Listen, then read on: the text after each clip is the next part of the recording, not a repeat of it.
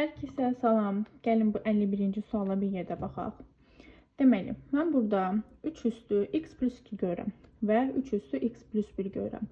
Burada gördüyünüz 3 üstü x plus 1, 2-ni daha doğrusu yazmaq istəyirəm. 3 üstü 1 vurulsun 3 üstü x plus 1. Nəyə görə belə yazdım? Çünki əsaslar eyni olduğuna görə üstlər toplanır. Üstlər toplayanda da x plus 2 alınır. Parçaladım sadəcə. Üste gəlinsin 3 üstü x plus 1 bərabərdir. 243 nədir? 3 üstü 5'dir, düzdürmü? Yazdım 3 üstü 5.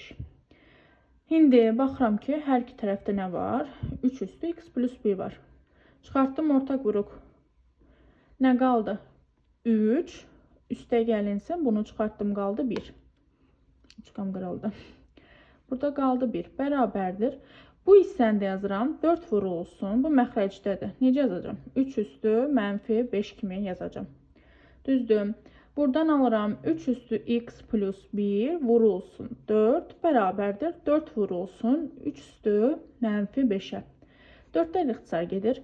Qalır ki 3 üstü x plus 1 bərabərdir. 3 üstü mənfi 5'ə.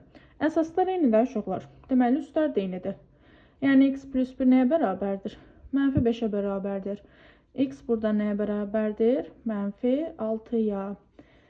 D variantı.